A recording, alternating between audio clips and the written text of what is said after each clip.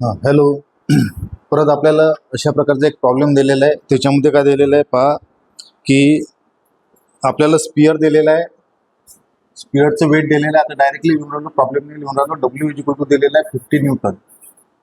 W is equal to दिलेला आहे 50 Newton. आणि अं, हे जे सरफेसेस आहेत ज्याच्यामध्ये हा स्पियर फसलेला आहे त्याच्यामधला अँगल दिलेला आहे, इन्क्लाइन अँगल दिलेला आहे 47 डिग्री. आणि व्हर्टिकल एक वॉल दिलेली आहे, म्हणजे एक व्हर्टिकल सरफेस आहे त्याच्यामध्ये इन्क्लाइन आणि व्हर्टिकल सरफेसमध्ये हा स्पियर असा या प्रकारे फसलेला आहे. बरोबर, अशा प्रकारे फसलेला आहे. तर आता बघा, आता काय करणार आहे आपण, इथं अँगल दिलेला आहे आपल्याला 47 डिग्री. बरोबर.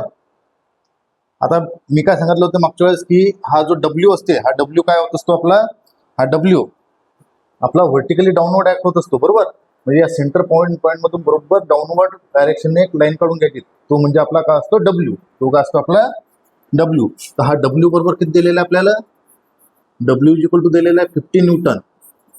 डब्ल्यू दिलेला आहे 50 न्यूटन. डब्ल्यू दिलेला आहे 50 न्यूटन. त्याच्यानंतर हा पॉईंट ऑफ कॉन्टॅक्ट झालेला आहे. हा पॉईंट ऑफ कॉन्टॅक्ट गेला म्हणून आपण ए, हा असेल आपला बी. आता आपल्याला त्याच्यामधले अँगल फाइंड करायचे आहे. तर मी काय सांगितलं होतं, की हॉरिझॉन्टल सोबत इन्क्लाइन प्लेननं अँगल किती बनवलेला आहे, 47 डिग्री. मग इन्क्लाइन प्लेन ची रिॲक्शन कोणची आहे आपली, बी मधून जाणारी ही आर बी. ही काय राहणार आहे आपली आर ए, हा राहणार आहे आर ए. आणि हे काय राहणार आहे आपली आर बी. बरोबर, तर ही रिॲक्शन आहे. तर ह्याच्यामधला अँगल किती सांगितला होता मी, हा जर हॉरिझॉन्टल सोबत इन्क्लाइन प्लेन अँगल किती बनवलेला आहे 47 डिग्री. तर हा अँगल सुद्धा किती होणार आहे तुमचा, हा अँगल होणार आहे 47 डिग्री. बरोबर, हा अँगल किती होणार आहे, व्हर्टिकल प्लेननं किती बनवलेला आहे हॉरिझॉन्टल सोबत. व्हर्टिकल प्लेन हॉरिझॉन्टल सोबत ऑलवेज कोणता अँगल बनवत असते, तो बनवत असते 90 डिग्री. हा अँगल आहे आपला 90 डिग्री, म्हणजे हा अँगल आपला किती होणार आहे 90 डिग्री. बरोबर, अशा प्रकारे आपली ही डायग्राम तयार झाली. आता इथे हा आपला आर ए आणि हा आपला असेल डब्ल्यू. तिथे येतो 50 न्यूटन. हा आहे आपला आर ए, हा आहे आर बी. आर बी आणि डब्ल्यू मधला अँगल किती सांगितला 47 डिग्री. आणि हा अँगल किती आपला 90 डिग्री. हा अँगल किती झाला आपला 90 डिग्री. हा अँगल किती झाला 90 डिग्री. तशा प्रकारे हे प्रॉब्लेम दिलेला आहे आपल्याला. तर याच्यामध्ये पहा, आता हे बाय युझिंग लॅमिस थेरम चालू करणार आहे आपण. By using Lami's theorem. Lami's theorem काय म्हणते, आर ए आणि त्याच्या अपोजिट वाला अँगल कोणता आहे 47 डिग्री, म्हणजे R A upon sine 47 degree plus नाही इक्वल टू काय राहते, इक्वल टू आरबी. आरबी आरबीच्या पुढचा कोणता आहे, अपोजिट अँगल 90 डिग्री आहे. RB upon sine 90 degree equal to W जो आहे तुमचा डब्ल्यू. मी डब्ल्यू मध्ये काय सांगितलं होतं तुम्हाला, डब्ल्यू म्हणजे काय, या दोन्ही अँगलची बेरीज.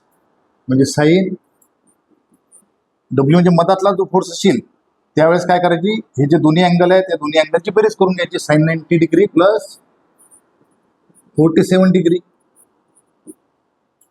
म्हणजे काय होईल, R A upon sine 47 degree equal to R A R B upon sine 90 degree equal to 90 plus 47 म्हणजे किती होते 137.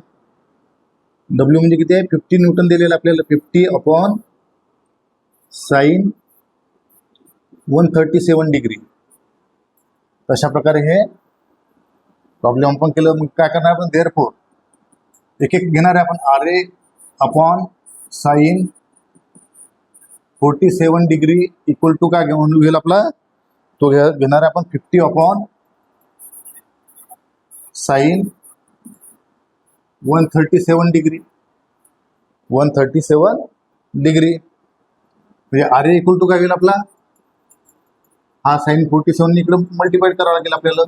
50 into sine 47 degree upon sine 137 degree काय होईल, तर काढून घेऊ आपण. 50 इंटू किती आहे, sine 47 degree upon sine 137 degree equal to किती येते ते 53.61. आर ए म्हणजे येते तुमचा, आर ए इक्वल टू येते 53.61 न्यूटन. हे युनिट लिहिणं महत्वाचं असते, युनिट लिहिणं महत्वाचं असते. आता दुसरा फोर्स आहे आपला आरबी, तर आरबी अपॉन किती आहे, sine 90, sine 90 degree equal to कशासोबत कम्पेअर करणार आहे आपण, 50 अपॉन साईन 137 डिग्री. म्हणजे आरबी इक्वल टू काय होणार आहे, 50 into sine 90 degree upon sine 137 degree. पहा काय होईल, 50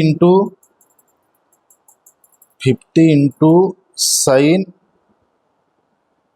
किती आहे 90 डिग्री. कॅल्क्युलेशन बरोबर करायचे. साईन 137 डिग्री इक्वल टू होते तो 73.31 न्यूटन. म्हणजे आरबी येते आपला 73.31 न्यूटन. हा झाला आपला आरबी. अशा प्रकारे आर ए आणि आरबी फाईंड झाला. हे प्रॉब्लेम तसंच होतं, सोपं होतं. काय होतं याच्यामध्ये, आपण स्पिअर दिलेला आहे 50 न्यूटनचा, बरोबर. तो डाऊनवर्ड ॲक्ट होणार आहे, त्याचा डब्ल्यू, याचा पॉईंट ऑफ कॉन्टॅक्ट व्हर्टिकल सोबत ए ठिकाणी होते आणि इन्क्लाइन प्लेन सोबत त्याचा बी ठिकाणी होते. तर त्याच्यामधून काय केले, पॉईंट ऑफ कॉन्टॅक्टमधून आपण लाईन जोडून घेतल्या. आता हा इन्क्लाइन प्लेन काय करून राहिला, हॉरिझॉन्टल सोबत 47 डिग्री काय करून राहिला, 47 डिग्री तिथे काय करून राहिला, तो अँगल तयार करून राहिला. म्हणून हा 47 डिग्री म्हणजे डब्ल्यू आणि आरबीचा, म्हणजे इन्क्लाइन प्लेन मधून जाणारी रिॲक्शन जी आहे ती काय, आरबी आणि डब्ल्यू याच्यामधला अँगल सुद्धा काय होणार आपला 47 डिग्री. आणि व्हर्टिकल प्लेन जो आहे, त्या व्हर्टिकल प्लेन मधून जी रिॲक्शन चालली ती रिॲक्शन आणि हा डब्ल्यू याच्यामधला अँगल काय होते 90 डिग्री. मग ही लाईन डायग्राम अशी काढून घेतली आपण आणि लॅमिस थेरम वापरून काय केलं, हे केलं, आर ए अपॉन आर एच्या अपोजिटवाला 47, आर ए अपॉन साईन 47, आरबीच्या अपोजिटवाला 90 डिग्री म्हणजे RB upon sine 90 degree, W येते मधात, म्हणून या दोघांची बेरीज, बरोबर. म्हणजे W upon sine 90 plus 47 degree, बरोबर. तर अशा प्रकारे हा प्रॉब्लेम आपण सॉल्व्ह केला. ते दोघांसोबत कम्पेअर करून काय केलं, हे केलं, काय केलं, हे प्रॉब्लेम सॉल्व्ह केलं. तर समजलं असेल तुला, ठीक आहे.